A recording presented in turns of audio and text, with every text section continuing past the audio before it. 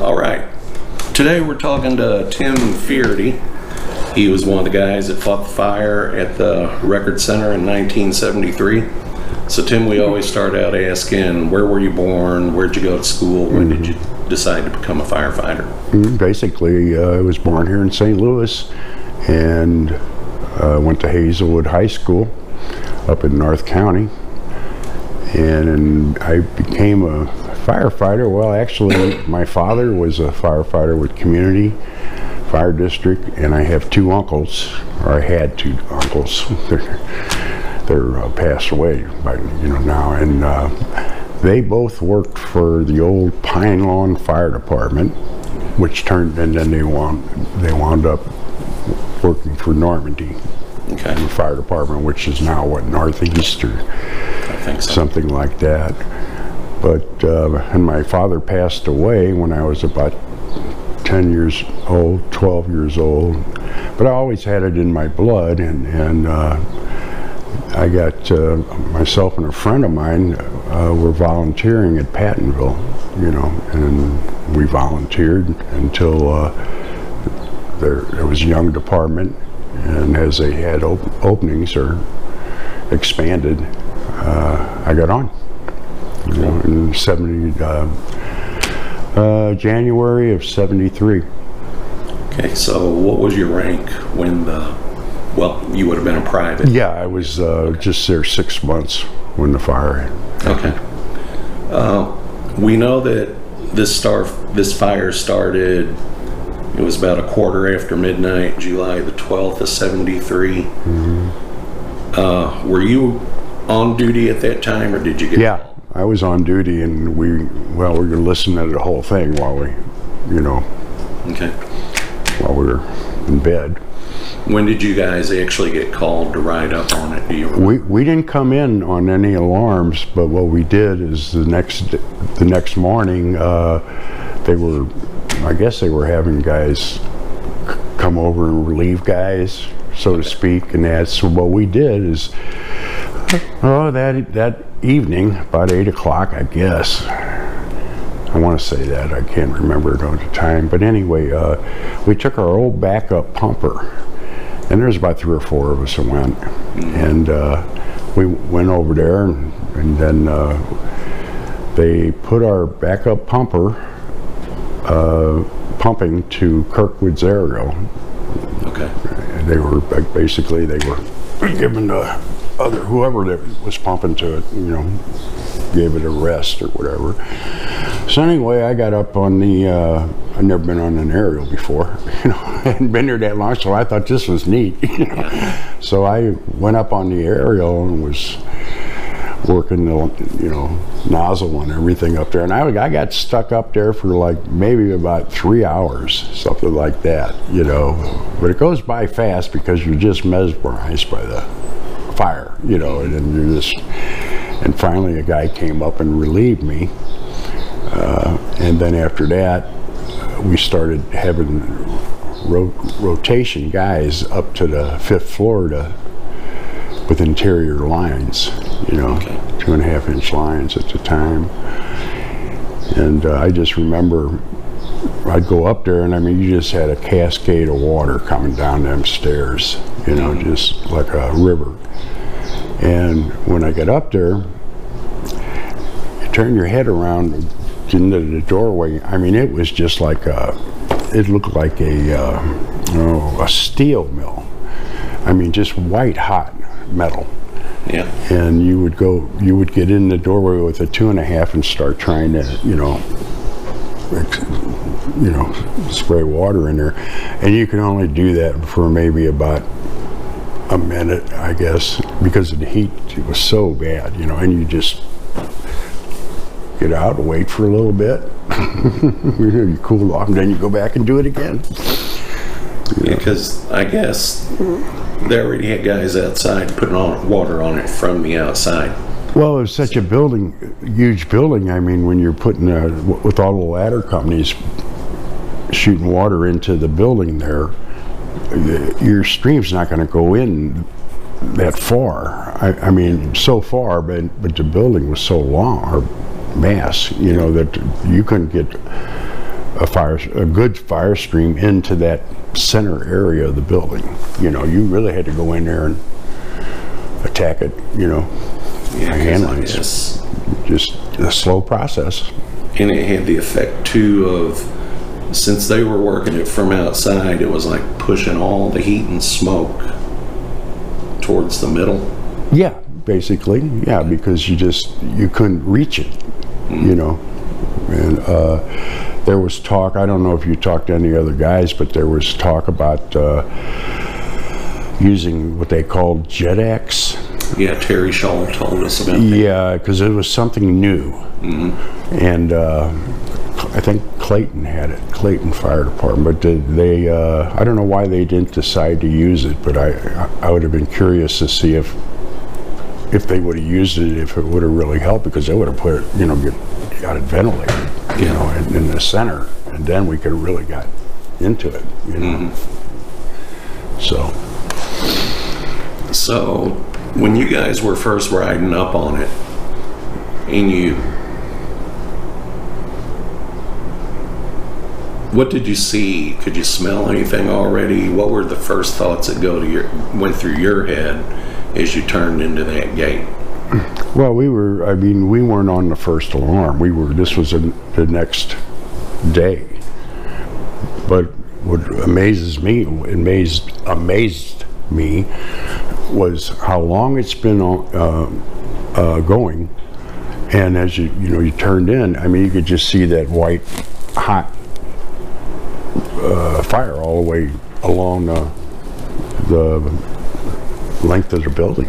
You know, I mean, it was just fully, like they say, fully involved, you know. And then I guess a lot of fire load up there, all them records, you know, paper and everything like that.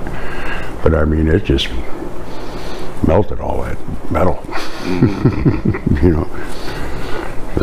So we know the first 3 days of it was when it burned its worst. How much time did you do there in those first 3 days? Were you there the whole time? Oh, no. No, we just, like I said, we got off work that morning, and we were talking about taking they were asking for volunteers, or, you know, men to come in to relieve guys.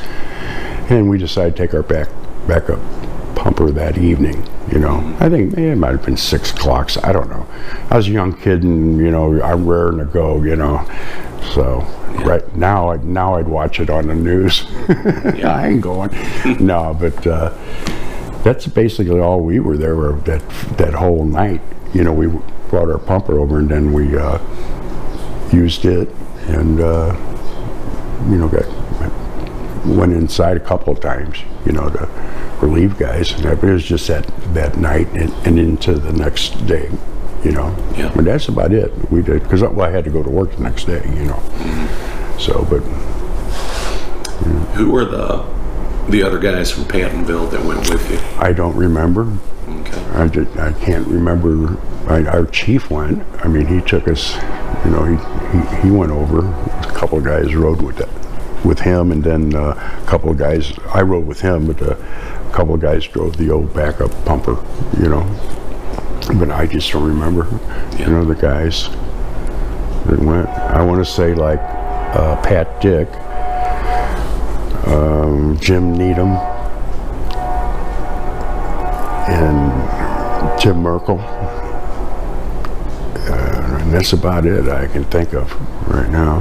Was Pat Bob's brother? Yeah. Oh, Bob Dick, Chief Dick? Yeah. That's his son.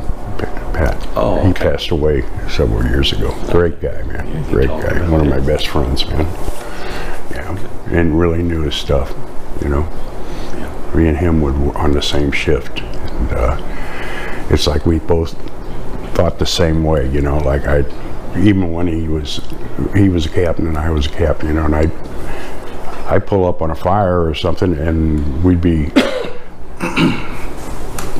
operating, and he pull in, and I was getting ready to tell him what I wanted him to do, and he's already doing it. I mean, it's just like I go, you know, and that's, you know, but yeah, he was a great guy.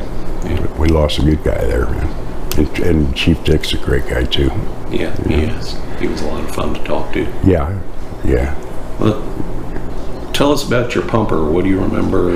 It was an old 47 Seagraves. Man, it was an old backup pumper that we had there. And we were all amazed at how that thing pumped for that night. It was funny, man. You know, we had the old ringtail hard suction on it in the front and that.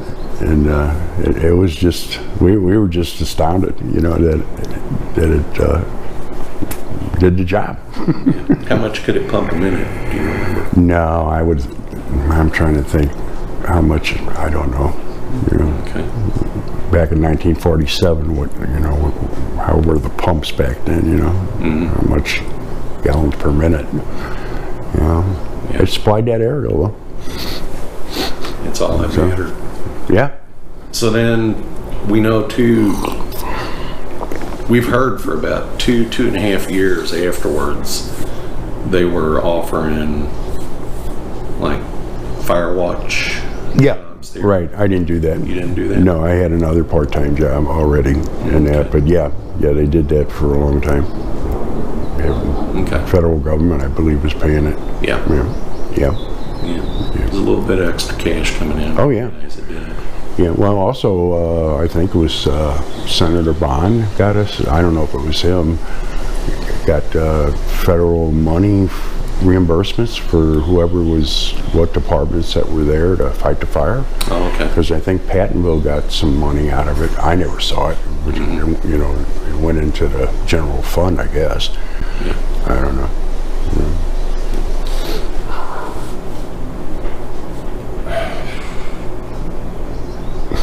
Was this probably the biggest fire you ever fought? Oh, yeah. Yeah. The longest. Yeah. Well, and the biggest, too, you know. Yeah. So. But most likely not the most dangerous. No, not really. I wasn't really concerned about that, you know, because it was all concrete structure, you know. So I wasn't really concerned about that. Yeah. You know. One question we're asking everybody, just to get your take on it. When they built that building, they elected not to put sprinklers in because they were afraid of leaks that would damage the records. There you go. What's your thoughts? Well, nowadays we have halon, you know. But yeah, on both sides have good points, you know. Of course, no sprinklers. The records are gone anyway, so you're gonna, you know, it's a no-win situation. So yeah, because it burned up. Yeah, about 18 million of them damaged. About 7.5 million. Yeah. Now those were all mostly World War I records or II? The ones that were completely burned up were for the most part like World War I and then early Air Force. Oh, okay. But the thing is, with the work that they do there now, like with what we do in the preservation lab, I should say did, because I'm not there anymore. We can take those records that were damaged and get them, you know, because they've got fire, water, smoke, mold, debris still in some of them. We can take those, get them, you know, even if they're all crumpled up, get them to a point where we can flatten them out, make copies, and then send those on to the veterans that need them to get their benefits. Yeah. So it's worked out pretty good. We did an estimate a few years ago because we only work on them on a case-by-case basis if a request comes in. If we started, there's about 10 people in the lab that work on these files. If we could start with burn record number 1 and go through burn record roughly 7 million, with that number of people, it would take somewhere in the neighborhood of 650 years to get them all done. Wow. So it's a complicated process, but at least with that, you know, there's still those that are there that when we get the request, we can get stuff to the guy. If we don't have it, you know, there are alternate sources that they can go to get that information. So it's worked out okay.